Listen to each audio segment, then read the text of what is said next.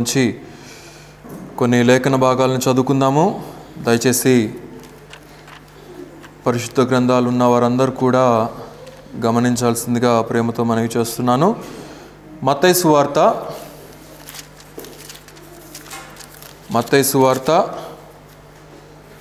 13వ అధ్యాయము.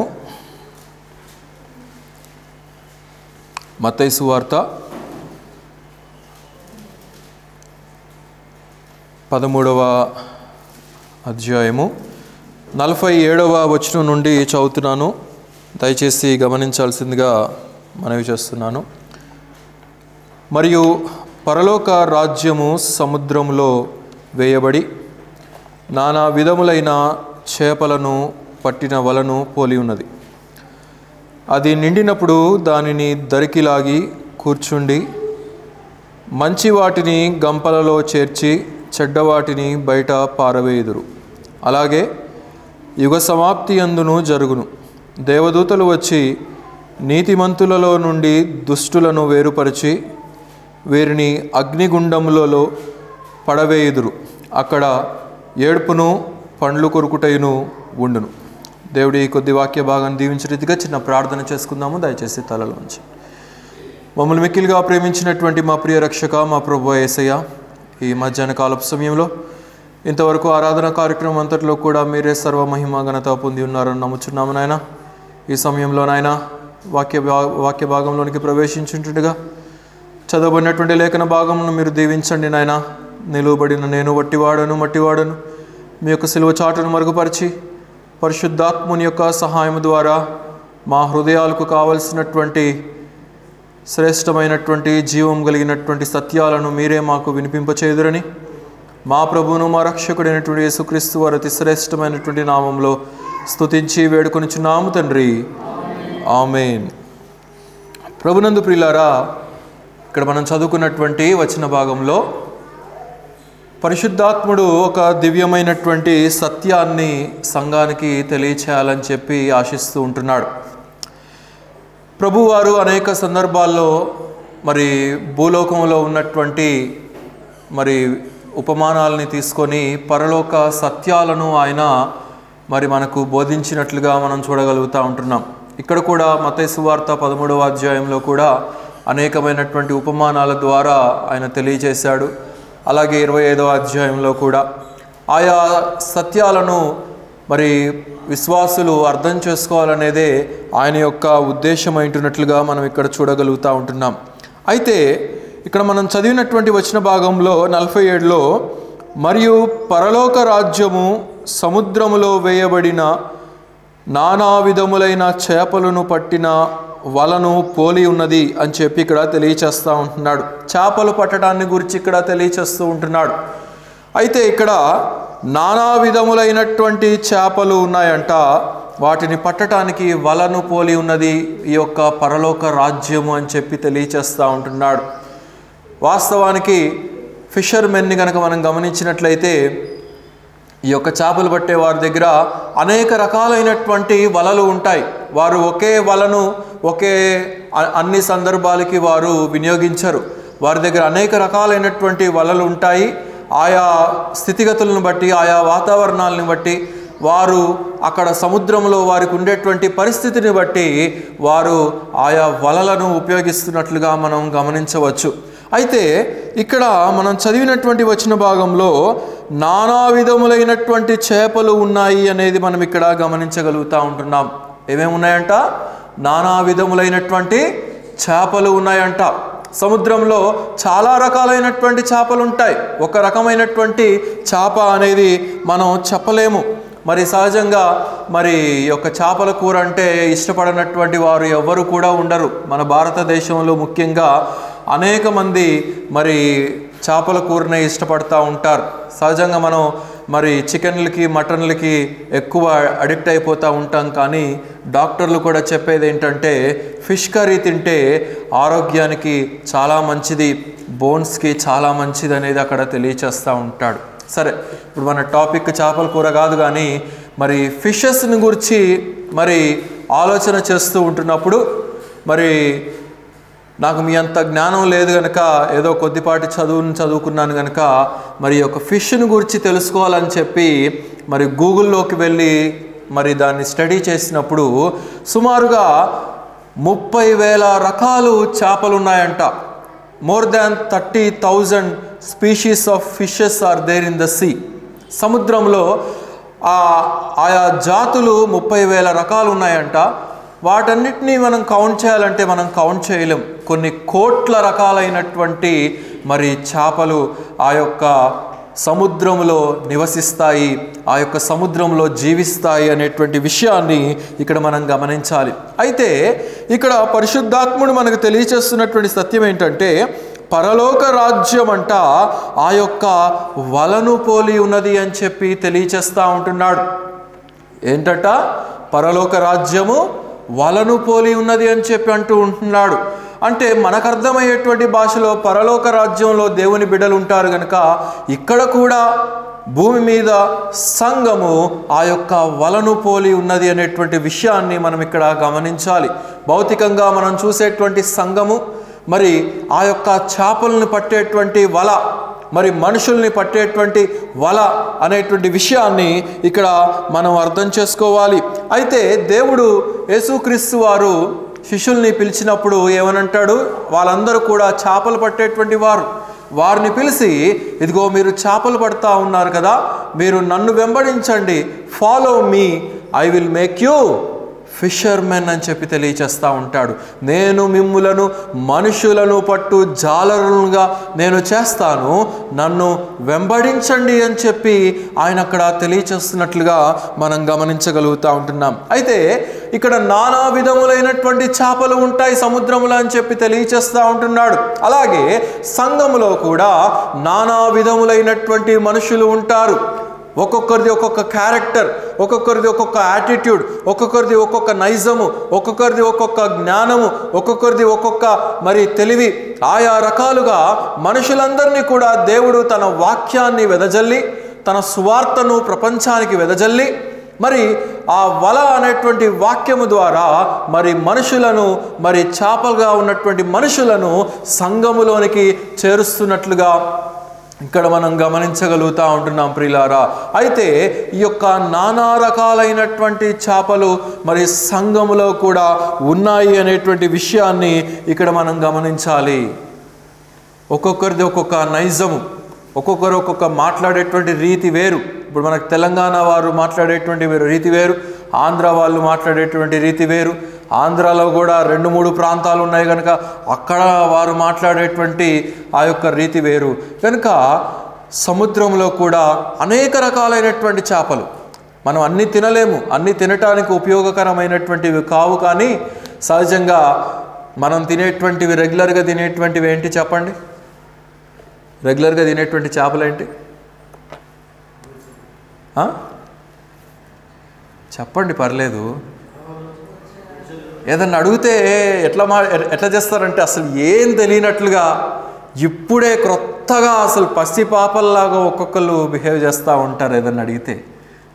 చెప్పండి. రవ్వ, బొచ్చ, కొరమేను, ఇంకా బంగారపు తీగ, పులస చాలామందికి, నేనైతే తినలేదు, తినాలని చాలా ఆశగా ఉంది నాకు.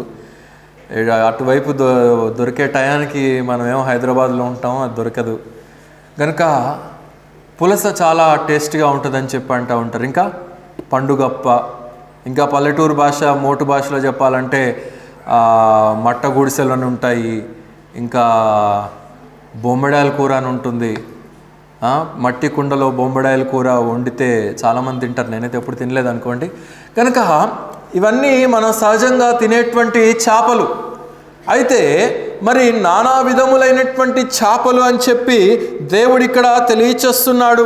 మరి తిననటువంటి చేపలు కూడా ఉన్నాయి కదా, షార్క్స్ ఉన్నాయి, వేల్స్ ఉన్నాయి, మరి టూనా ఫిషెస్లో కొన్ని తినేవి ఉన్నాయి, కొన్ని తిననటువంటివి ఉన్నాయి.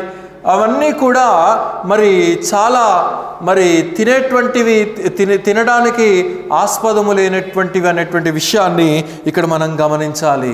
అయితే దేవుడు ఇక్కడ ఏం చేస్తున్నాడంటే ఈ నానా విధములైనటువంటి చేపలను తన వల ద్వారా సమకూర్చాడంట. సమకూర్చి ఏం చేస్తున్నాడు? 48వ వచనం చూడండి. అది నిండినప్పుడు దానిని దరికి లాగి కూర్చుండి మంచి వాటిని గంపలలో చేర్చి చెడ్డ వాటిని బయటకు పారవేయచూ ఉన్నాడు అని చెప్పి ఇక్కడ తెలియచేస్తూ ఉన్నాడు. They bring the fish and they are separating which is good and which is bad. మంచివేంటో చెడ్డవైనటువంటివేంటో వేరు చేస్తున్నట్లుగా మనం చూస్తూ ఉంటున్నాం. చెడ్డ చేపలు కూడా ఉంటాయా? ఉంటాయి. చెడ్డ చేపలు కూడా ఉంటాయి. సముద్రంలో అత్యంత ప్రమాదకరమైనటువంటి పాయిజనస్ చేప మరి అది నీటిలోంచి బయటికి రాగానే అది తనకు తాను గాలి పీల్చేసుకొని ఉఫ్ఫున ఒక బంతిలాగా ఉబ్బిపోతుంది. తెలుసా అదేంటో ఎవరికైనా? పఫర్ ఫిష్ అంటారు దాన్ని. అది ఇట్లా బాల్ లాగా రౌండ్ లాగా నీటిలోంచి బయటికి రాగానే దానికి ఎవరైనా హాని చేస్తారేమో అని చెప్పేసి అది వెంటనే ఒక బెలూన్ లాగా ఉబ్బిపోతుంది. దానికి ఎవరైనా తాకితే అంతే. అలాగే మరి మనకు ఇండియన్ ఓషన్లో కూడా స్టోన్ ఫిష్ అనేటువంటిది అవైలబుల్ ఉంటుంది. ఆ స్టోన్ ఫిష్ కూడా స్టోన్ రంగులోనే ఉంటుంది. ఇప్పుడు ఆ ఊసర వెళ్ళి కనుక ఏ రీతిగా రంగులో ఉంటుందో ఆ స్టోన్ ఫిష్ కూడా ఆ స్టోన్స్ మధ్యలోనే కలిసిపోయి ఉంటుంది. అది కూడా అత్యంత ప్రమాదకరమైనటువంటి చేప. అది చూడటానికి రాయిలాగుంటుంది. పొరపాటున దాన్ని తాకామా వెంటనే మనిషి చనిపోతాడు. అలాగే ఆఫ్రికా ఖండంలో గొలాయత్ టైగర్ ఫిష్ అనేది ఉంటుంది. అది కూడా మరి అత్యంత ప్రమాదకరమైనటువంటిది. అలాగే షార్క్స్ కూడా, కొన్ని షార్క్స్ మంచి షార్క్స్ ఉంటాయి, ఏం చేయవు, మన ప్రక్క నుంచి అలా సరదాగా వెళ్ళిపోతూ ఉంటాయి. కొన్ని షార్క్స్ ఉంటాయి మన శాల్తీ దొరికిందంటే ఏ పీస్కి ఆ పీస్ మనం కనుక కేక్ పీస్ని కోసుకొని తిన్నట్లుగా అది మన మాంసాన్ని కోసుకొని తినేస్తూ ఉంటాయి. కనుక సముద్రంలో మంచి చేపలు ఉన్నాయి, మానవుడు తినటానికి యోగ్యకరమైనటువంటి చేపలు ఉన్నాయి, తినకూడనటువంటి అత్యంత ప్రమాదకరమైనటువంటివి మానవుణ్ణి మరణములోనికి దారితీయగలిగినటువంటి చేపలు కూడా ఉన్నాయి అనేటువంటి విషయాన్ని మనం ఇక్కడ గమనించాలి. అయితే మంచి చేపలు మంచి విశ్వాసికి సాదృశ్యముగా ఉంటున్నాయి. చెడ్డ చేపలు చెడ్డ విశ్వాసికి సాదృశ్యంగా ఉంటున్నాయి. వలలో పట్టబడినటువంటి వారే, దేవుని రాజ్యములోకి పిలువబడినటువంటి వారే, మరి దేవుని సంఘములో చేర్చబడినటువంటి వారే అయినప్పటికీ కూడా మరి మంచి నడవడిక, మంచి జీవిత విధానము కలిగి మంచి చేపల లాంటి జీవితాన్ని కలిగినటువంటి విశ్వాసులు ఉన్నారు. దేవునికి హేయకరమైనటువంటి జీవిత విధానాన్ని కలిగి చెడ్డ విశ్వాసులుగా ఉన్నటువంటి వారు కూడా చెడ్డ చేపలుగా ఉన్నట్లుగా మనం చూస్తూ ఉంటున్నాం. Outwardly they look same to same, but inner things are different from the good believers. మంచి విశ్వాసిలో నుండి వచ్చేటువంటి మంచి నైజములో అది వేరుంటుంది. చెడ్డ విశ్వాసి తన నైజము వేరుంటుంది. తన యొక్క మరి ఆంతరంగిక విధి విధానాలు వేరుగా ఉంటాయనేటువంటి విషయాన్ని ఇక్కడ మనం గమనించాలి. పరిశుద్ధాత్ముడు మరి యొక్క విషయాన్ని జ్ఞాపకం చేస్తున్నాడు. చదవండి లూకా సువార్త 6వ అధ్యాయము 43వ వచనం. ఏ మంచి చెట్టును పనికిమాలిన ఫలములు ఫలింపవు.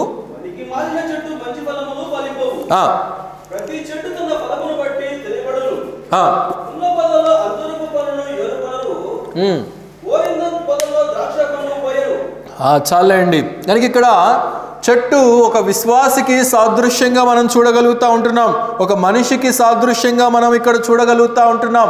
అయితే వల దేవుని రాజ్యానికి సంఘానికి సాదృశ్యంగా ఉన్నది. మరి ఇక్కడ ఈ చెట్టు మంచి ఫలములు ఫలించవలసినటువంటి అవసరత ఉన్నది. చెట్టు కనుక మంచి ఫలాలను ఇవ్వలేకపోయినట్లయితే, చెట్టు కనుక దాని ఫలాన్ని ఫలించలేకపోయినట్లయితే మరి దానిని మరి తీసివేస్తాము. అయితే అది మంచి ఫలాల్ని మనం అందుకోగలిగినటువంటి రీతిలో అది ఉన్నప్పుడు మాత్రమే దాన్ని మనం ఉంచుతాము. దాని దగ్గర నుండి మనం మంచి ఫలాలను పొందుకుంటామనేటువంటి విషయాన్ని మనం ఇక్కడ గమనించాలి ప్రియులారా. అలాగైతే ఇక్కడ మనం గమనించగలుగుతూ ఉంటున్నాము, ఆ యొక్క వల గనక ఈ యొక్క సముద్రంలో గనక మరి వేసినప్పుడు ఆ యొక్క సముద్రంలో నుండి నానా రకాలైనటువంటి చేపలు వస్తాయి. ఒక్కొక్కరిది ఒక్కొక్క స్వభావము కలిగినటువంటి విశ్వాసి అనేటువంటి విషయాన్ని మనం ఇక్కడ గమనించాలి. మత్తయి సువార్త 25వ అధ్యాయంలో మనకి తెలుసు, అదంతా త్రిప్పనక్కర్లేదు, కానీ 10 మంది కన్యకలు అక్కడ ఉంటారు. అయితే 5 బుద్ధి కలిగినటువంటి వారు, 5 బుద్ధిహీనులైనటువంటి వారు. 10 మంది కూడా దేవుని రాజ్యానికే సిద్ధపడి ఉంటున్నారు. 10 మంది కూడా చేతుల్లో సిద్ధలు కలిగి ఉంటున్నారు. 10 మంది కూడా పెండ్లి కుమారుని కొరకు ఎదురు చూస్తూ ఉంటున్నారు. అయితే ఒక్కొక్కరిది ఒక్కొక్క రకమైనటువంటి సిద్ధపాటు. ఒకరేమో మరి దేవుని యొక్క రాజ్యంలోనికి నిజముగా చేరాలని చెప్పి మంచి విశ్వాసపూరితమైనటువంటి భక్తి విధానము, ఆ యొక్క శ్రేష్టమైనటువంటి సిద్ధపాటు మనకు కనపడతా ఉన్నది. మరికొందరిదేమో బుద్ధిహీనమైనటువంటి సిద్ధపాటుగా మనకు అక్కడ కనబడతా ఉన్నది. ప్రియులారా, అలాగైతే ఈ యొక్క అంత్యకాలములో జీవిస్తున్నటువంటి విశ్వాసులమైనటువంటి మనము ఏ రకమైనటువంటి సిద్ధపాటును మనం కలిగి ఉంటున్నాం? ఏ రకమైనటువంటి విశ్వాస జీవితాన్ని మనం కలిగి ఉంటున్నాం? నిజంగా దేవుణ్ణి స్వీకరించాలని, ఆయనను సంధించాలని, ఆయన రాజ్యంలోనికి చేరాలని, ఆయనను మరి ఆహ్వానించాలని చెప్పి మనం నిజంగా సిద్ధపాటు కలిగినటువంటి జీవితాలని కలిగి ఉంటున్నామా? లేకపోతే ఏదో నామకార్థ భక్తితో కూడినటువంటి జ్ఞానము లేనటువంటి సిద్ధపాటును మనం జీవిస్తూ ఉంటున్నామా అనేటువంటి విషయాన్ని ఇక్కడ మనం గమనించాలి. ప్రియులారా, 10 మంది కూడా వరుడు కొరకు ఎదురు చూస్తున్నటువంటి వారే అనేటువంటి విషయాన్ని మనం ఇక్కడ గమనించాలి. పౌలు అంటాడు, 2వ కొరింథీయులకు రాసినటువంటి పత్రికలో ఒక మాటను చదివి సహాయం చేయండి. కొరింథీయులకు రాసినటువంటి 2వ పత్రిక 11వ అధ్యాయము 2వ వచనం.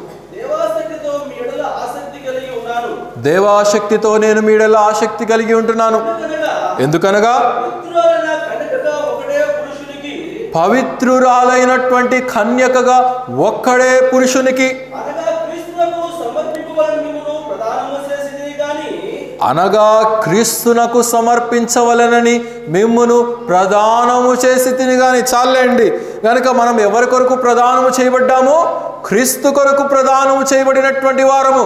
అయితే వధువు సంఘముగా ఆయన కొరకు ఎదురు చూడవలసినటువంటి అవసరత ఉన్నది. ఆయన కొరకు సిద్ధపడవలసినటువంటి అవసరత ఉన్నది. ఆ యొక్క దినము, ఆ యొక్క గడియ ఎప్పుడు కలుగుతుందో మనకు తెలియదు గనక ఎల్లప్పుడూ ఎప్పటికప్పుడు ఆ క్షణము కొరకు సంఘము సిద్ధపడవలసినటువంటి అవసరత ఉన్నది. ఏదో పైకి మేము క్రైస్తవులం చెప్పుకుంటే సరిపోదు. చాలామంది ప్రపంచవ్యాప్తంగా క్రైస్తవులు అనబడినటువంటి వారు ఉన్నారు. కానీ మెడలో సిలువ ధరించినంత మాత్రాన, తెల్లటి వస్త్రాలు ధరించినంత మాత్రాన, బైబిల్ని చదివినంత మాత్రాన, బైబిల్ గ్రంథాన్ని తీసుకొని వచ్చి సంఘానికి క్రమమైనటువంటి కూటాల్లో హాజరైనంత మాత్రాన, అనేక సత్యాలు వారు ఎరిగినంత మాత్రాన, బోధించినంత మాత్రాన, పాట పాడినంత మాత్రాన వారు క్రైస్తవులు అనబడరు. కానీ నిజముగా క్రీస్తును ధరించి దానికి తగినటువంటి జీవిత విధానాన్ని, ఒక మంచి చేపలు కలిగినటువంటి జీవిత విధానాన్ని దేవుని కొరకు జీవించినప్పుడు మాత్రమే అది సాధ్యమవుతుందనేటువంటి విషయాన్ని ఇక్కడ మనం గమనించాలి. ప్రియులారా, అలాగైతే మనము ఏ రీతిగా జీవిస్తూ ఉంటున్నాము అనేది మనం ఇక్కడ ఆలోచన చేయాలి. ఒక్కొక్క ఇంట్లోనే ఒక్కొక్క రకమైనటువంటి నడవడిక కలిగినటువంటి వారు ఉంటారు. కుటుంబంలో ఉన్నటువంటి నలుగురు కూడా ఒకే ఆలోచన కలిగి ఉండరు. అలాగే సంఘంలో ఉన్నటువంటి ప్రతి విశ్వాసి కూడా ఒకే రకమైనటువంటి ఆలోచన కలిగినటువంటి వారుగా ఉండరు. అయితే ఆ నానా విధములైనటువంటి చేపలను దేవుడు ఏం చేస్తున్నాడంటే ఒక సంఘముగా, మరి దేవుని సార్వత్రిక సంఘముగా ఆయన ఏర్పాటు చేస్తున్నాడు అనేటువంటి విషయాన్ని ఇక్కడ మనం ఆలోచన చేయవలసినటువంటి వారమై ఉంటున్నాం. అలాగైతే చెడ్డ చేపల ద్వారా కలిగేటువంటి ప్రమాదాన్ని మంచి విశ్వాసులు అర్థం చేసుకోవాలి. చెడ్డ చేపలు కూడా విశ్వాసులే, దేవుని సంఘములో చేర్చబడినటువంటి వారే, అయినప్పటికీ కూడా చెడ్డ ఆలోచన కలిగినటువంటి వారు, ప్రమాదాన్ని, మంచివారికి కూడా ప్రమాదాన్ని చేకూర్చగలిగినటువంటి వారు అనేటువంటి విషయాన్ని మనం ఇక్కడ గమనించాలి. కొన్ని సంవత్సరాల క్రితం ఆస్ట్రేలియాలో ఒక క్రొకడైల్ హంటర్ ఉండేటువంటి వాడు. ఆ డిస్కవరీ ఛానల్స్లో, యానిమల్ ప్లానెట్స్లో ఎక్కువగా ఆ వ్యక్తిని చూపించేటువంటి వారు. ఆ వ్యక్తి పేరు స్టీవ్ అనేటువంటి వ్యక్తి. అయితే ఆ క్రొకడైల్ హంటర్ అనేక రకాలైనటువంటి క్రొకడైల్స్ని చూపిస్తూ ఉండేటువంటి వాడు. ఒకసారి ఏమైందంటే నీటిలోనికి దిగాడు. నీటిలోనికి దిగినప్పుడు ఒక చేప, స్టింగ్ రే అనేటువంటి చేప, మరి దాని యొక్క తోకతో అతడి మీద దాడి చేసినప్పుడు ఆ యొక్క తోక, మరి ఆ తోక చాలా షార్ప్గా ఉన్నటువంటి ఆ యొక్క తోక, ఆ టైల్ ఆయన యొక్క ఛాతిలోనికి దూసుకొని పోయి, ఛాతిలో నుండి గుండెలోనికి దూసుకొని వెళ్ళిపోయి అతడు అక్కడికక్కడే మరణించినట్లుగా మనం చూస్తూ ఉంటున్నాం. అది కూడా అత్యంత ప్రమాదకరమైనటువంటి చేపనే. కనుక ప్రమాదాలు మన చుట్టూ ఉంటాయి.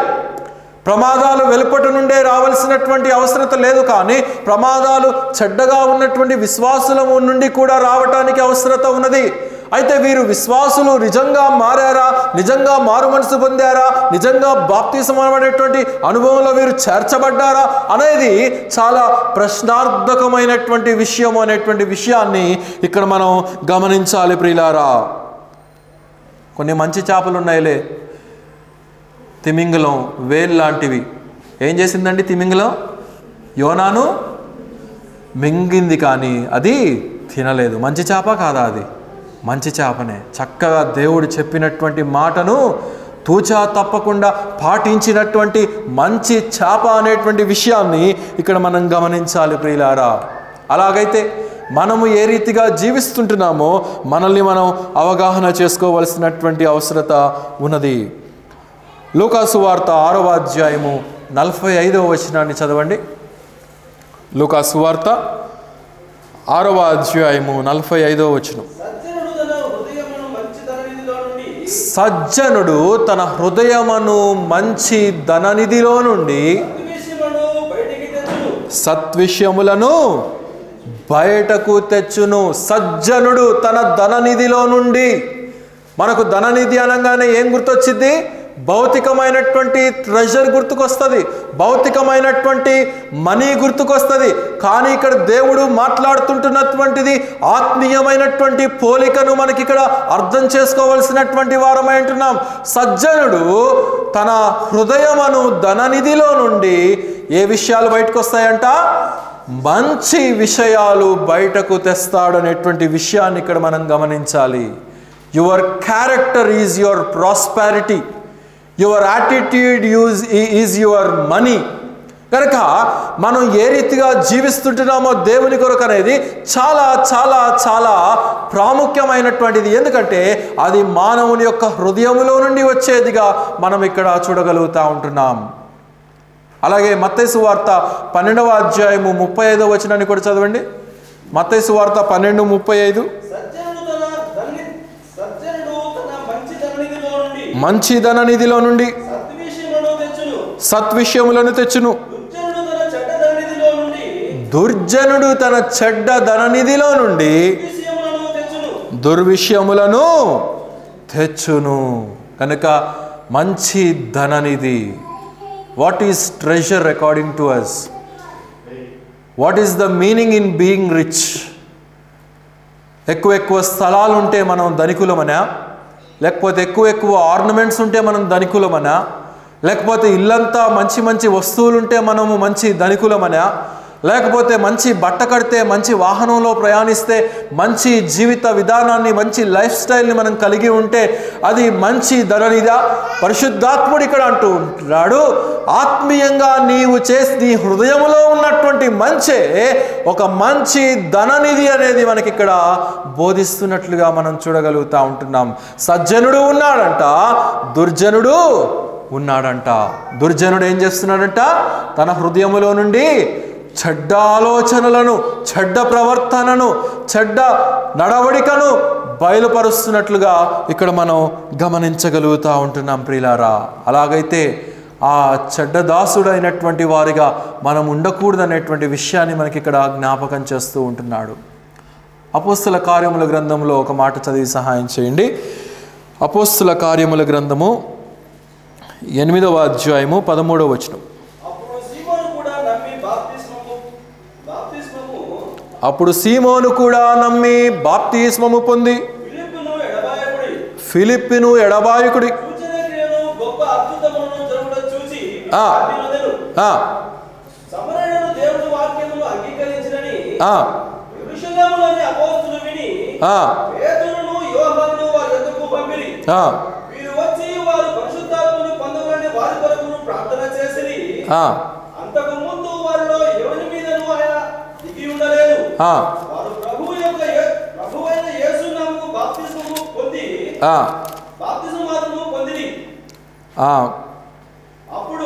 అప్పుడు 17 చదవండి. వారి మీద చేతులుంచగా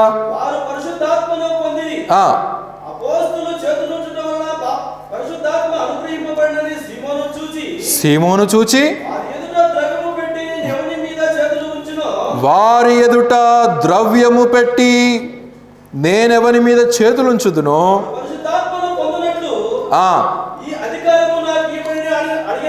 ఏమంటున్నాడండి? గారడి సీమోను అపోస్తలుల దగ్గరికి వెళ్ళి మీకు అనుగ్రహించబడినటువంటి ఆ యొక్క వరము ఏదైతే ఉన్నదో, మీకు ఇవ్వబడినటువంటి ఆ యొక్క అభిషేకం ఏదైతే ఉన్నదో, మీరు ప్రార్థన చేస్తే ఏ రీతిగా పరిశుద్ధాత్ముని యొక్క అద్భుతాలు జరుగుతున్నాయో నేనును పొందినట్లుగా ఇదిగో ఈ యొక్క ధనాన్ని తీసుకోండి, ఈ యొక్క ద్రవ్యాన్ని తీసుకోండి, మీలో ఉన్నటువంటి వరాన్ని నాకు ఇవ్వండి అని చెప్పి అడుగుతూ ఉంటున్నాడు. ఎవరైనా ధనాన్ని ఇచ్చి కొనగలరా అండి? దేవుడిచ్చినటువంటి అభిషేకాన్ని, దేవుడిచ్చినటువంటి మరి ఆ యొక్క ప్రత్యేకతను ఒక ధనాన్ని ఇచ్చి ఒక సర్టిఫికేట్ కొనుక్కోగలవేమో, ఒక ధనాన్ని ఇచ్చి మరి ఒక స్థానాన్ని కొనుక్కోగలవేమో, ఒక ధనాన్ని ఇచ్చి ఒక పదవిని కొనుక్కోగలవేమో, కానీ దేవుని యొక్క ఆత్మీయమైనటువంటి అభిషేకాన్ని ధనము ద్వారా ఎవ్వరూ కూడా పొందుకోలేరు అనేటువంటి విషయాన్ని ఇక్కడ మనం జ్ఞాపకం చేసుకోవాలి ప్రియులారా. యెషయా యొక్క కుమారులు ఆల్రెడీ ఆర్మీలో ఉన్నారు. అయినప్పటికీ కూడా దేవుడు మరి వారిని ఎందుకు ఎన్నుకోలేదు? ఆల్రెడీ వాళ్ళు ట్రైన్ అయి ఉన్నారు, ఆల్రెడీ వాళ్ళు ఫిజికల్గా అన్ని విషయాల్లో గనులుగా ఉన్నారు, మంచి మరి యుద్ధ నేర్పరులుగా ఉంటున్నారు. మరి దేవుడు ముందుగా ఉన్నటువంటి కుమారులను ఎందుకు ఎన్నుకోలేదు? దావీదును, ఏ అనుభవం లేనటువంటి వాడు, గొర్రెల కాపరిగా ఉన్నటువంటి దావీదును ఎందుకు ఎన్నుకున్నాడు? మానవుడు చూసేది వేరు, దేవుడు చూసేది వేరు. మనమంతా కూడా అవుట్వర్డ్గా చూస్తూ ఉంటాం, కానీ దేవుడు ఇన్నర్ హార్ట్ని చూస్తూ ఉంటాడు. అందుకే దావీదు ఎన్నుకోబడ్డాడనేటువంటి విషయాన్ని ఇక్కడ మనం జ్ఞాపకం చేసుకోవాలి ప్రియులారా. అలాగే గారడి సీమోను కూడా అపోస్తలుల దగ్గరికి వెళ్ళి మీకున్నటువంటి ఈ యొక్క వరము ఏదైతే ఉన్నదో అది నాకు ఇవ్వండి అని చెప్పి అడుగుతున్నట్లుగా మనం ఇక్కడ చూడగలుగుతూ ఉంటున్నాం. ఎవ్వరు కూడా కొనలేరు. అయితే ఏమంటున్నారు చూడండి, 21వ వచనం చదవండి. నీ హృదయము దేవుని ఎదుట సరి అయినది కాదు గనక ఈ కార్యమందు నీకు పాలు పంపులు లేవు. నీ హృదయము దేవుని ఎదుట సరిగ్గా లేదు. నీవు పాటలు పాడుతున్నావు, నీ హృదయం సరిగ్గా లేదు. నీ వాక్యాన్ని చెప్తున్నావు, నీ హృదయం సరిగ్గా లేదు. నీవు స్టేజ్ ఎక్కుతున్నావు, నీ యొక్క హృదయం సరిగ్గా లేదు. నీవు అనేక విషయాల్లో దేవుణ్ణి గణపరుస్తున్నానని చెప్పి నీవు అనుకుంటున్నావు, కానీ నీ హృదయము ఇంకా మారు మనసు పొందినటువంటి అనుభవంలోనే ఉన్నది అనేది విషయాన్ని మనం ఇక్కడ గమనించాలి. ఇంకా క్రిందకి చదవండి. కాబట్టి ఈ నీ చెడుతనమును మానుకొని, అక్కడ ఆగండి, ఏమంటున్నాడు? మారు మనస్సు పొంది అని అంటున్నాడు. పైన చదివినటువంటి 13వ వచనంలో ఏమంటున్నాడు? అక్కడ సీమోను కూడా నమ్మి బాప్తిస్మము పొంది అనేటువంటి మాటను మనం అక్కడ చూస్తూ ఉంటున్నాం. మరలా ఏంటి ఇక్కడ? మారు మనసు పొందాలని చెప్పి అపోస్తలులు ఎందుకు చెప్తా ఉన్నారు సీమోను కంటే? నిజమైనటువంటి మారు మనసు పొందలేదు కనుక. పైపైన భక్తి, పైపైన వేషధారణ, సంఘంలో ఏమనుకుంటారో, భార్యాబిడ్డలు ఏమనుకుంటారో, పెద్దలు ఏమనుకుంటారో, పరిచారకులు ఏమనుకుంటారో, సేవకులు ఏమనుకుంటారో అని చెప్పి ఏదో బహిరంగంగా మారు మనసు పొందామని వేషధారణగా మునుగుతున్నారు, కానీ నిజమైనటువంటి హృదయ మార్పు అనేక మందిలో ఉండట్లేదు అనేటువంటి విషయాన్ని మనం ఇక్కడ గమనించాలి ప్రియులారా. అందుకే సీమోను పేతురు పైన నమ్మినప్పటికీ, బాప్తిసం పొందినప్పటికీ కూడా ఇక్కడ మరలా హెచ్చరించబడతా ఉన్నాడు దేవుని ద్వారా. మారు మనస్సు పొందాలి అనేది ఇక్కడ తెలియచేస్తా ఉంటున్నాడు. అనేక సంఘాల్లో ఆ రీతిగానే నేడు విశ్వాసులు అనబడినటువంటి వారు ఉంటున్నారు. దేవుని సంఘంలో కార్యక్రమాలు నడిపిస్తారు, మరలా ఇళ్ళకు వెళ్ళి సిగరెట్లు, బీడీలు, చుట్ట, త్రాగుడు, వ్యభిచారము, అనేక రకాలైనటువంటి పాపాలలో మునిగిపోతూ ఉంటున్నారు. అయితే దేవుడు హెచ్చరిస్తూ ఉంటున్నాడు, ఈనాడు ఎక్కడ ఉన్నప్పటికీ, యూట్యూబ్ ద్వారా వినుచున్నటువంటి వారు ఎక్కడ ఉన్నప్పటికీ కూడా నీ హృదయము సరిగ్గా లేదు దేవుని దృష్టిలో, గనుక నీకు ఇందులో పాలు పంపులు లేవు. నీవు నిజమైనటువంటి మారు మనసు పొందనిదే, నిజమైనటువంటి బాప్తిసము, ఆ మార్పు అనబడేటటువంటి అనుభవం నీవు పొందలేదు కనుక నీకు దేవుని కార్యక్రమాల్లో పాలు పంపులు లేవు అనేటువంటి విషయాన్ని దేవుడు ఇక్కడ హెచ్చరిస్తూ ఉంటున్నాడు ప్రియులారా. అయితే తర్వాత ఏమంటున్నాడండి, చదవండి 23.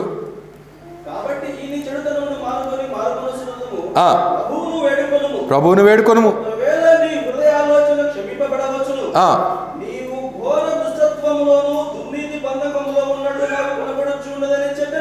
నీవు ఘోర దుష్టత్వములోను దుర్నీతి బంధకములలోను ఉన్నట్టుగా నాకు కనబడుచు ఉన్నది అని చెప్పి ఇక్కడ తెలియచేస్తా ఉంటున్నాడు. You are in great gall of bitterness, you are in the bond of iniquity. పాపము నీ చుట్టూ చుట్టబడి ఉన్నది. చెడ్డదైనటువంటి చేప యొక్క నైజము, ఆ మరణకరమైనటువంటి పాప స్వభావము నీ మనస్సులో ఉన్నది గనక నీవు బహిరంగముగా నీవు చేసేటువంటి ఏ కార్యక్రమము కూడా అది దేవుడు స్వీకరించడు, దేవుడు నీ ద్వారా మహిమపరచబడడు అనేటువంటి విషయాన్ని ఇక్కడ మనం జ్ఞాపకం చేసుకోవాలి ప్రియులారా. సీమోను పేతురుతో అదే అంటూ ఉంటున్నారు, నీ హృదయంలో ఘోరమైనటువంటి దురాలోచన ఉన్నది, నీ చుట్టూ కూడా దుష్టత్వము నిండి ఉన్నది అని చెప్పి ఇక్కడ తెలియచేస్తూ ఉంటున్నాడు. ఆదికాండం 6వ అధ్యాయంలో మనం చూసినప్పుడు అక్కడ ఉన్నటువంటి ప్రజలు ఏ రీతిగా ఉన్నారంట, వారి యొక్క మనస్సు కేవలము చెడ్డదైనటువంటి ఆలోచనగా మనం అక్కడ చూస్తూ ఉంటున్నాం. కనుక నేడు కూడా ప్రపంచవ్యాప్తంగా అనేక మంది ఆ రీతిగా ఉంటున్నారేమో, అవగాహన చేసుకోవలసినటువంటి అవసరత మన మీద ఉన్నది ప్రియులారా. కనుక దేవుడు మెచ్చేటువంటి విశ్వాసిగా మనం ఉండాలి, కానీ దేవునికి ఏ రీతిగా కూడా మనం పనికిరానటువంటి వారంగా, దేవుడు ఏ రీతిగా కూడా మనల్ని మెచ్చుకోనటువంటి వారంగా మనం ఉండకూడదు అనేటువంటి విషయాన్ని ఇక్కడ తెలియచేస్తూ ఉంటాడు. సహజంగా మనుషులు అక్కడక్కడ అంటూ ఉంటారు, ఏమనంటారంటే, అరే వీడు దమ్మిడికి పనికిరాడురా అని చెప్పి అంటారు. ఏమనంటారు? దమ్మిడికి కూడా పనికిరాడు. దమ్మిడి, ఇప్పుడు దమ్మిడి అంటే ఎంత నాకు తెలియదు సహజంగా. అశోక్ అంకుల్, దమ్మిడి అంటే ఎంత?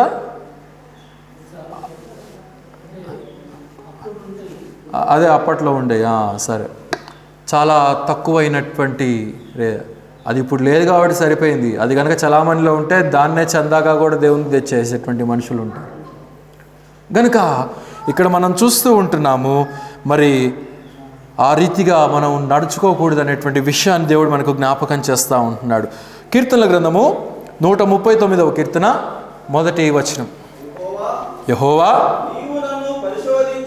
నీవు నన్ను పరిశోధించి తెలుసుకొని ఉన్నావు.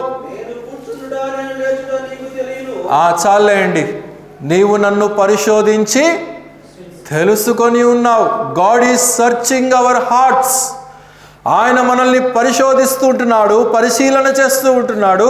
ఒక విశ్వాసిగా మనం ఏ రీతిగా జీవిస్తూ ఉంటున్నాము, సంఘములో ఏ రీతిగా జీవిస్తూ ఉంటున్నాము, బాహ్య ప్రపంచంలో స్నేహితులతో, ఆఫీస్లో ఉండేటువంటి వారితో మనం ఏ రీతిగా జీవిస్తూ ఉంటున్నాము, మరి ఒంటరిగా ఉన్నప్పుడు ఏ రీతిగా జీవిస్తూ ఉంటున్నాము, స్నేహితులతో ఏ రీతిగా జీవిస్తూ ఉంటున్నాము, బంధువులతో ఉన్నప్పుడు ఏ రీతిగా జీవిస్తూ ఉంటున్నాము, అనేక సమయాల్లో మనం ఏ రీతిగా ప్రవర్తిస్తున్నాము అనేది ఎవరు సర్చ్ చేస్తున్నారంట? God is searching us. ఆయన మనల్ని పరిశోధిస్తూ ఉంటున్నాడు. అందుకే ఇక్కడ సీమోను పేతురు హెచ్చరించబడుతున్నాడు, చేంజ్ యువర్ మైండ్ సెట్. నీవు మారు మనసు పొందవలసినటువంటి అవసరత ఉన్నది అని చెప్పి ఇక్కడ తెలియచేస్తున్నట్లుగా మనం చూస్తూ ఉంటున్నాం. హెబ్రీయులకు రాసిన పత్రిక 12వ అధ్యాయం 15వ వచనం, మీలో ఎవడైనను దేవుని కృప పొందకుండా తప్పిపోవునేమో అనియు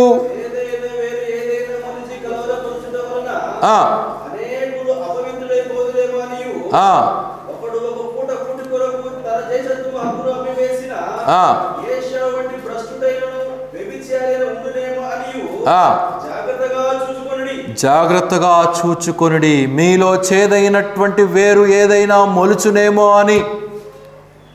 there might be a possibility of the root of bitterness will spring fourth.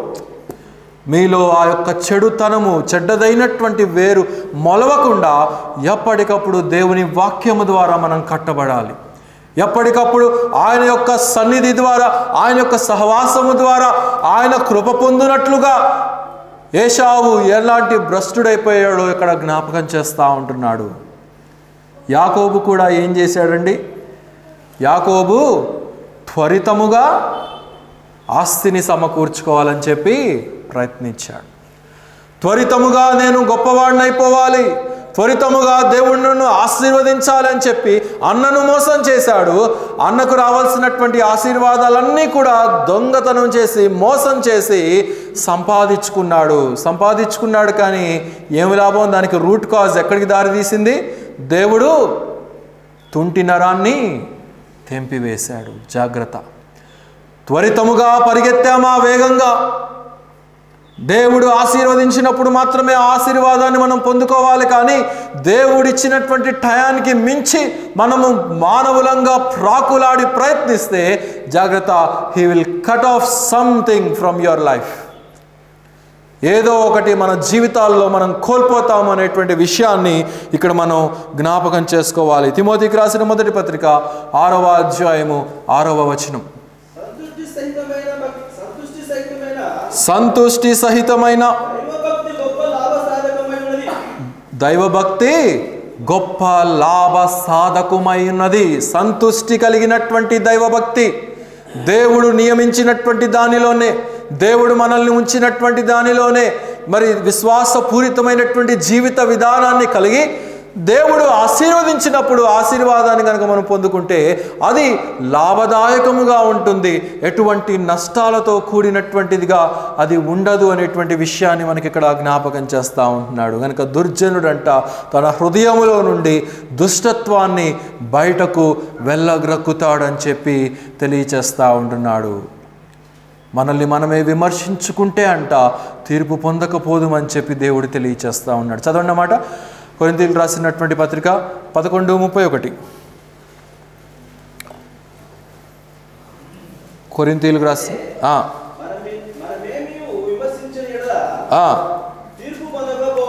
మనకు మనమే విమర్శించుకొని ఎడలా తీర్పును పొందకపోదుము అని చెప్పి ఇక్కడ తెలియచేస్తూ ఉంటున్నాడు. సీమోను పేతురు ఆ రీతిగా చేసినటువంటి వాడు కాడు గనుక అపోస్తలుల ద్వారా హెచ్చరించబడ్డాడు, విమోచించబడ్డాడు అనేటువంటి విషయాన్ని ఇక్కడ మనం గమనించాలి.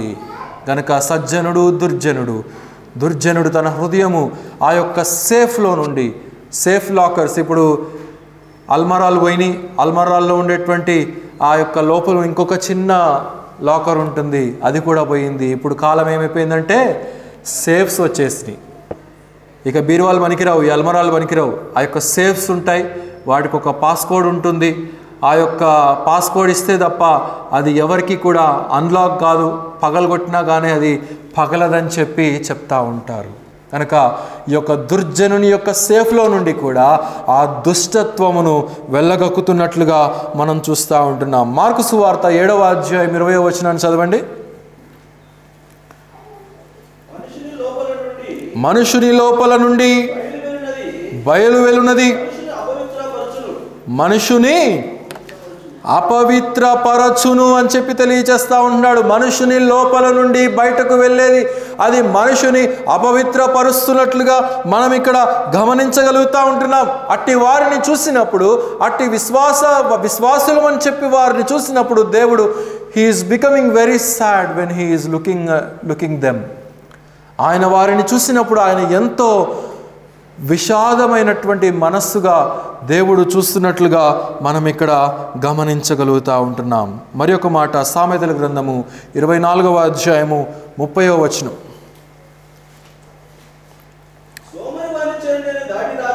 సోమరి వాని చేనును నేను దాటి రాగా,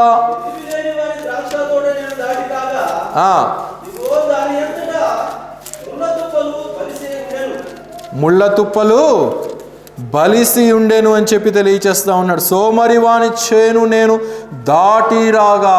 సోమరుడికి చేను ఎక్కడి నుంచి వచ్చింది? బహుశా అత్తగారు కట్నం కింద ఇచ్చిందేమో, లేకపోతే ఏ తాతలు సంపాదించినటువంటి ఆస్తిగానో వచ్చిందేమో సోమరుడికి. అయితే సోమరోని చేను నేను దాటి రాగా, తెలివిలేని వాని ద్రాక్ష తోట నేను దాటి రాగా అని చెప్పి ఇక్కడ తెలియచేస్తూ ఉంటున్నాడు. సోమరి వాని చేను అనగా వాడి యొక్క క్యారెక్టర్, చేను అనగా వాడి యొక్క నడవడిక, చేను అనగా వాని యొక్క నైజము, వాని యొక్క ఆలోచన. తెలివిలేని వాని ద్రాక్ష తోట నేను దాటి రాగా. ద్రాక్ష తోట అనగా వాడి యొక్క హృదయానికి సాదృశ్యంగా ఉన్నట్లుగా మనం చూడగలుగుతూ ఉంటున్నాం. అయితే ఇక్కడ ఏమంటున్నాడంటే, ఇదిగో దాని ఎందంతటా ముండ్ల తుప్పలు బలిసి ఉండేను అని చెప్పి ఇక్కడ తెలియచేస్తూ ఉంటున్నాడు. ఏమేమి ఉన్నాయంట? మొత్తం ముండ్ల తుప్పలే ఉన్నాయంట. పనికొచ్చేటువంటిది ఏది కూడా లేదు ఆ యొక్క చేనులో. దేవుడు స్వీకరించగలిగినటువంటిది ఏది కూడా లేదు. అమెరికాలో ఒక హర్బ్ ఉంటుంది, దాని పేరు పాయిజన్ ఐవీ అని అంటారు. దాని యొక్క ఆకులు చాలా పెద్దగానే ఉంటాయి, సుమారుగా ఒక అరచేయి మందం ఒక్కొక్క ఆకు ఉంటుంది. పొరపాటున దాని దగ్గరికి వెళ్ళి ఎవరైనా ఆ ఆకుల్ని తాకితే వెంటనే ఒళ్ళంతా కూడా ఒక ఇచ్చింగ్, దురద, భయంకరమైనటువంటి భరించలేనటువంటి దురద, అలాగే ఒళ్ళంతా కూడా మరి బ్లిస్టర్స్ వచ్చేస్తాయి, వూండ్స్ వచ్చేస్తాయి. ఆ బ్లిస్టర్స్ మళ్ళీ ఉబ్బి పగిలిపోయేటువంటి పరిస్థితి ఏర్పడుతుంది. మరి చాలామంది దాన్ని చూసినప్పుడు అసలు దాని దగ్గరికి కూడా పోవటానికి ఇష్టపడరు, అంతటి ప్రమాదకరమైనటువంటివిగా ఉంటాయి. అలాగైతే వీడి యొక్క చేనులో కూడా ముండ్ల తుప్పలంట బాగా బలిసి ఉన్నట్లుగా మనం ఇక్కడ గమనించగలుగుతూ ఉంటున్నాం. తర్వాత ఏమంటున్నాడు? క్రిందకి చదవండి.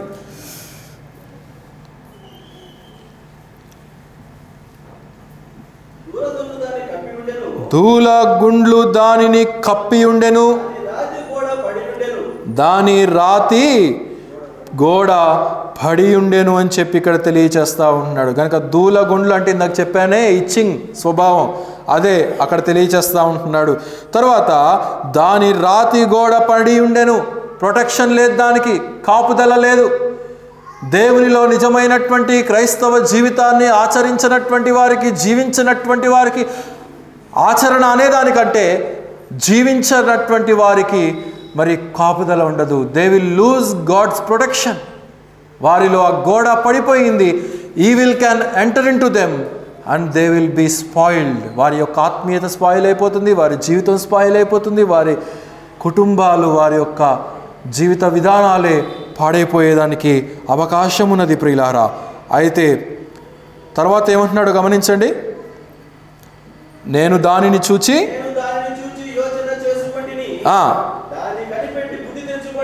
దానిని కనిపెట్టి బుద్ధి తెచ్చుకొంటిని. గనక ఇలాంటి సత్యాలు విన్నప్పుడైనా సరే జీవితాన్ని సరి చేసుకొని మంచి నడవడిక కలిగినటువంటి ఆత్మీయతను మనం పాటించవలసినటువంటి బాధ్యత మన మీద ఉన్నది ప్రియులారా.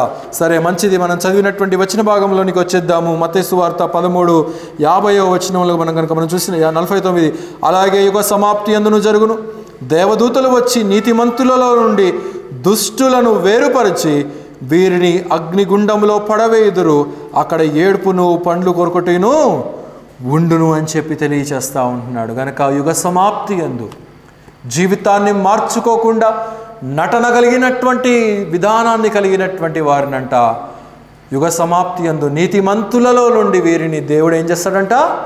వేరుపరిచేస్తాడంట. ఎందుకంటే వారి కొరకు ఏముందంట? అగ్నిగుండము ఉన్నది. చిన్నపిల్లలు సహజంగా స్కూల్స్లో, కాలేజెస్లో ఒక మాట అంటూ ఉంటారు, కోపం వచ్చినప్పుడు, ఫ్రెండ్స్తో కొట్లాట అయినప్పుడు ఏమంటారు? చెప్పండి. కట్టిఫ్ కాదమ్మా, ఇక్కడ అగ్నిగుండం అనేటువంటి మాట చెప్తా ఉంటున్నాను కదా. ఇంగ్లీష్లో అంటారు go to hell, go to hell అని చెప్పి అంటారు. గనుక ఇక్కడ తెలియచేస్తూ ఉంటున్నాడు, వారి కొరకు అగ్నిగుండము దాచబడి ఉన్నదంట, వారందులో పడవేయబడుదురు. జాగ్రత్త. ఇక్కడ కాదులే, ఇక్కడ సహజంగా బయట అనేక సంఘాల్లో జరిగేటువంటి పరిస్థితుల్ని నేను చెప్తా ఉంటున్నాను. కనుక వారికి ఎందులో ప్రవేశం లేదు, నిత్య స్వాస్థ్యములోనికి వారికి ప్రవేశము లేదు, పరలోకములోనికి ప్రవేశము లేదు. ఇక్కడ భౌతికంగా సంఘములో చేర్చబడి నటన కలిగి ఉండవచ్చేమో, కానీ రేపు వాస్తవమైనటువంటి మార్పు ఉంటే తప్ప పరలోక రాజ్యములోనికి వారు ప్రవేశించలేరు అనేటువంటి విషయాన్ని ఇక్కడ తెలియచేస్తూ ఉంటున్నాడు. కనుక ఈ క్రొత్త సంవత్సరంలో ఆ నిజమైనటువంటి మార్పు కలిగినటువంటి విధానాన్ని మనం కలిగి ఉండాలనేటువంటి విషయాన్ని ఇక్కడ తెలియచేస్తూ ఉంటున్నాడు. ఆఖరికి ఒక మాట చదివి నేను ముగిస్తాను, సమయం కూడా అయిపోవచ్చింది. మత్తయి సువార్త 7వ అధ్యాయము 23వ వచనాన్ని చదవండి. అప్పుడు నేను మిమ్ములను ఎన్నడును ఎరుగను, అక్రమమును చేయువారలారా నా యొద్ద నుండి పొండని నేను వారితో చెప్పుదును. ఎవరినైనా ఇక్కడ ఇన్ని సంవత్సరాలుగా వస్తూ ఉంటున్నారు, పాస్టర్ గారు వందనాలని చెప్పి నా దగ్గరికి వస్తే మీరెవరో నాకు తెలియదండి అని చెప్తే ఎలా ఉంటుంది? మీ మనసు గాయపడుతుంది. ఏంటి పాస్టర్ గారు రోజు మమ్మల్ని చూస్తారు, ప్రతి ఆదివారం మమ్మల్ని చూస్తారు, అయినా మేము తెలియదని చెప్పి అంటున్నారే అని చెప్పి అనుకుంటారు కదా, అనుకుంటారా లేదా? కనుక అక్కడ కూడా దేవుడు ఏమంటున్నాడంట, నేను మీ కొరకు ప్రవచనాలు చేశాను, అద్భుతాలు చేశాను, స్వస్థతలు చేశాను, పాటలు పాడాను, వాక్యాలు చెప్పాను, సువార్త ప్రకటించాను, అనేక రకాలుగా నేను నీ యొక్క సంఘంలో నేను నీ కొరకు ఉపయోగపడ్డాను కదా అని చెప్పి అంటే దేవుడు అక్కడ ఏమంటున్నాడంట, నేను మిమ్మలను ఎరుగను అని చెప్పి అంటా ఉన్నాడంట. ఎందుకంటే నిజమైనటువంటి మార్పు లేదు, వేషధారణ పూరితమైనటువంటి జీవితాన్ని వారు కలిగి ఉన్నారు. కనుకనే దేవుడు అక్కడ అంటున్నాడు, అక్రమము చేయువారలారా నా యొద్ద నుండి get out of my sight. కనుక అలాంటి పరిస్థితి మనలో ఉండకుండా మనము నిజమైనటువంటి భక్తి, నిజమైనటువంటి మార్పు పొందినటువంటి ఆత్మీయత మన మాటలో, మన యొక్క చూపులో, మన యొక్క నడకలో, మన యొక్క పడకలో, అన్ని విషయాలలో కూడా దేవునికి అనుకూలంగా, వాక్యానికి అనుకూలమైనటువంటి విధానాన్ని మనం కలిగి ఉన్నట్లయితే, అదిగో ఆ యొక్క సముద్రములోనికి వల వేయబడగా చేపల్ని పట్టినప్పుడు ఆ మంచి చేపలను కనుక దేవుడు సపరేట్ చేసిన రీతిగా దేవుడు మనల్ని కూడా ఆ రీతిగా ఉంచి తన స్వాస్థ్యంలోనికి మనల్ని కూడా చేర్చు రీతిగా మనల్ని ముందుకు నడిపించునుగాక. దేవుడి కొద్ది మాటలు మనందరి హృదయాల్లో నిండార్లుగా సమృద్ధిగా దీవించునుగాక. అందరూ కూడా తలలు వంచినట్లయితే ప్రార్థన చేసుకుందాం. ప్రియ ప్రభువా, మహాగణుడు అయిన మా దేవ, ఈ యొక్క మధ్యాహ్న కాలపు సమయంలో మా వినికిడిలో చదవబడినటువంటి లేఖన భాగములను ఆయన మీరు దీవించి మా యొక్క హృదయాలకు కావలసినటువంటి సత్య మాటలను మీరు వినిపింపచేశారయ్యా. అందును బట్టి ఎంతగానో స్తుతించుచున్నాము. అదిగో నాయన, అలనాడు మీరు ఉపమాన రీతిగా చెప్పబడినటువంటి సత్యాన్ని ఈనాడు సంఘముగా విశ్వాసులమైనటువంటి మేము గ్రహించి, లోకంలో మంచి చేపలు ఉంటున్నాయి, చెడు చేపలు ఉంటున్నాయి. మంచి చేపలు మంచి విశ్వాసికి సాదృశ్యంగా ఉంటున్నాయి. లేఖనాల్లో సజ్జనుడు ఉన్నాడు, దుర్జనుడు ఉన్నాడు. సజ్జనుని యొక్క హృదయములో నుండి, మంచి ధననిధిలో నుండి మంచి ఆలోచన వచ్చిన రీతిగా మేము ఆ రీతిగా ఉండినట్లుగా మా హృదయములో నుండి మీకు మంచి ఆరాధన, మంచి స్తుతి, మంచి జీవిత విధానము, మంచి మాట, మంచి పలకరింపు, మంచి సహవాసము, మంచి ప్రేమానుభవాలు మేము పొందుకోగలుగులాను మీ యొక్క సహాయం అనుగ్రహించండి. దుర్జనుడు వంటి జీవితాలను ఇంకా ఎవరైతే కలిగి ఉంటున్నారో అలాంటి జీవిత విధానాన్ని విడిచిపెట్టి ఇకనైనా నిజమైనటువంటి మారు మనసు కలిగి మిమ్మల్ని హత్తుకొని నిజమైనటువంటి మార్పు కలిగినటువంటి ఆత్మీయతను వెంబడించగలుగులాను మీ యొక్క సహాయం అనుగ్రహించండి నాయన. అలాగనే మా ప్రభువా, ఈ మధ్యాహ్న కాలపు సమయంలో చేరి వచ్చినటువంటి సంఘాన్ని మీరు దీవించండి. ప్రతి ఒక్కరిని, ప్రతి కుటుంబాన్ని నిండాలుగా దీవించండి నాయన. ప్రతి కుటుంబం నుండి అక్కర్ల అవసరాలన్నీ కూడా మీరు తీర్చండి. అలాగనే మా ప్రభువా, రాలేకపోయినటువంటి బిడ్డల్ని మరి ఒకసారి మీరు నడిపించండి నాయన. సండే స్కూల్ బిడ్డలు కూడా మీరు దీవించండి. యవన బిడ్డలు మీరు దీవించండి. కాలేజీలకు వెళ్ళేటప్పుడు, స్కూల్స్కి వెళ్ళేటప్పుడు మీ యొక్క కాపుదలను, మీ యొక్క క్షేమాన్ని దయచేయండి నాయన. అలాగే ప్రతి ఒక్కరి ఉద్యోగాలలో, రాకపోకల్లో మీ యొక్క సహాయంను మెండుగా అనుగ్రహించండి. అలాగనే మా ప్రభువా, యూట్యూబ్ ద్వారా కూడా అనేక మంది అనేక ప్రాంతాలలో ఈ యొక్క కార్యక్రమాలను క్రమం తప్పకుండా వీక్షిస్తూ ఉంటుండగా అట్టి వారిని నిండాలుగా ఆత్మీయంగా బలపరిచి ఆశీర్వదించండి నాయన. ఇంకా అనేక మంది మీ యొక్క సువార్తను ఎరగనటువంటి వారు ఉంటున్నారు. వారు కూడా మీ యొక్క సువార్తను ఎరిగి మారు మనసు పొంది మీ యొక్క రాజ్యానికి వారసులు అవుటకు మీ యొక్క సహాయం అనుగ్రహించి మీరే మహిమ పొందుదురని ఈ కొద్ది మనవులు మా ప్రియ రక్షకుడైనటువంటి యేసుక్రీస్తు వారి అతి శ్రేష్టమైనటువంటి నామములో స్తుతించి ప్రార్థించి అడిగి వేడుకొనుచున్నాము తండ్రి. ఆమేన్. మన తండ్రి అయినటువంటి దేవుని యొక్కయు, మన ప్రభువును, మన రక్షకుడైనటువంటి యేసుక్రీస్తు వారి యొక్క ప్రేమయు, పరిశుద్ధాత్ముని యొక్క సహవాసము అనేది సర్వలోకంలో ఉన్నటువంటి పరిశుద్ధులందరితో పాటు మనకును సదాకాలం తోడైని నడిపించునుగాక. ఆమేన్. అందరికి వందనాలండి. సెలవు తీసుకుందాం.